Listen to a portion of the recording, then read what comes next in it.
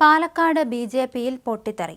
യുവമോർച്ച ജില്ലാ പ്രസിഡന്റ് പ്രശാന്ത് ശിവനെ പാലക്കാട് ബി.ജെ.പി ജില്ലാ പ്രസിഡന്റ് ആക്കുന്നതിനെതിരെ പ്രതിഷേധിച്ച് രാജിക്കൊരുങ്ങി ദേശീയ കൗൺസിൽ അംഗം അടക്കം നേതാക്കൾ.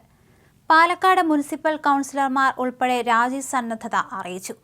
കൗൺസിലർ കൂടിയായ സാബുവിനെ ബി.ജെ.പി അധ്യക്ഷനാക്കണമെന്നതാണ് ഭൂരിപക്ഷാഭിപ്രായം. പാലക്കാട് ഉപതെരഞ്ഞെടുപ്പ് സമയത്ത് ഇത്തരത്തിലൊരു ധാരണ അനൗദ്യോഗികമായി ഉണ്ടായിരുന്നു.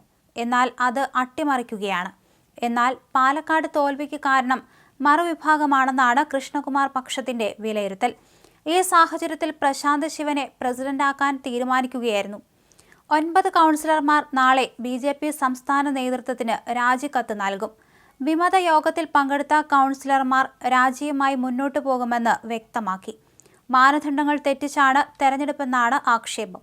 പ്രസിഡന്റ് തെരഞ്ഞെടുപ്പിൽ കൂടുതൽ വോട്ട് ലഭിച്ചവരെ മാറ്റി നിർത്തി ഏകപക്ഷീയമായി പ്രസിഡന്റിനെ തെരഞ്ഞെടുത്തുവെന്നും പാലക്കാട്ടെ മുതിർന്ന ബി.ജെ.പി നേതാവ് സി കൃഷ്ണകുമാർ തന്റെ ബിനാമിയെ തിരികെ കയറ്റുന്നുവെന്നാണ് പ്രധാന ആക്ഷേപം. അതിനിടെ ഇടഞ്ഞു നിൽക്കുന്ന ബി.ജെ.പി കൗൺസിലർമാരെ മറുകണ്ഠം ചാടിക്കാൻ കോൺഗ്രസും നീക്കം തുടങ്ങി.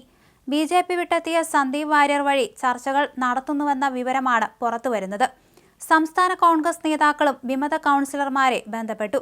കൗൺസിലർമാർ രാജിവെക്കുകയാണെങ്കിൽ നഗരസഭ ബി.ജെ.പിക്ക് നഷ്ടമാകും.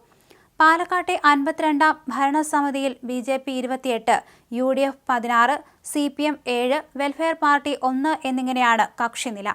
9 പേർ രാജിവെക്കുന്നതോടെ ബി.ജെ.പിയുടെ അംഗബലം 19 ആകും. എങ്കിലും യു.ഡി.എഫും സി.പി.എമ്മും ഒരുമിച്ചില്ലെങ്കിൽ ബി.ജെ.പിക്ക് ഭരണം തുടരാനാകും. കൗൺസിലർമാർ രാജിവെക്കാതെ അവിശ്വാസം കൊണ്ടുവന്നാൽ അത് ബി.ജെ.പിക്ക് തിരിച്ചടിയാകും. ഇതിനു വേണ്ടിയാണ് കോൺഗ്രസ് നേതൃത്വം ശ്രമിക്കുന്നത്. അതിനിടെ പാലക്കാട്ടെ ബി.ജെ.പിയിലെ പ്രശ്നങ്ങളിൽ അനുനയത്തിന് ആർ.എസ്.എസ് ഇല്ല. ഇതോടെ കൗൺസിലർമാർക്ക് എന്ത് തീരുമാനവും എടുക്കാവുന്ന അവസ്ഥയിലാണ്. കൗൺസിലർമാർ രാജിവെക്കുന്നതും തങ്ങൾ ആർ.എസ്.എസിനൊപ്പമാണെന്ന സന്ദേശം നൽകാനാണെന്ന് സൂചനയുണ്ട്. അല്ലാത്തപക്ഷം അവിശ്വാസത്തിന് പോയാൽ പോരെ എന്നാണ് അവരുടെ ചോദ്യം.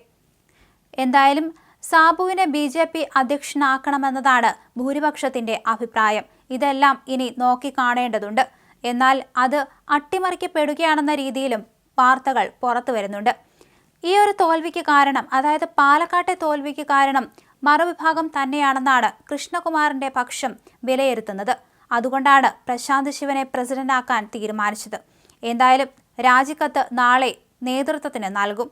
വിമത യോഗത്തിൽ പങ്കെടുത്ത കൗൺസിലർമാർ രാജിയുമായി മുന്നോട്ടു പോകുമെന്ന് ഇതിനോടകം തന്നെ വ്യക്തമാക്കിയിട്ടുണ്ട്. പ്രസിഡന്റ് തെരഞ്ഞെടുപ്പിൽ കൂടുതൽ വോട്ട് ലഭിച്ചവരെ മാറ്റി നിർത്തിയാൽ തന്നെ പ്രസിഡന്റിനെ തെരഞ്ഞെടുത്തുവെന്നും പ്രധാന ആക്ഷേപം ഉയരുന്നുണ്ട്.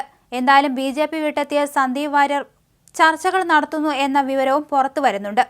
എന്തായാലും ഇതിനോടകം തന്നെ കൗൺസിലർമാർ രാജിവെക്കുകയാണെങ്കിൽ ബി.ജെ.പിക്ക് നഗരസഭ നഷ്ടമാകുന്ന ഒരവസ്ഥയാണ് ഇപ്പോൾ ഉരുത്തിരിഞ്ഞ് വന്നിട്ടുള്ളത്.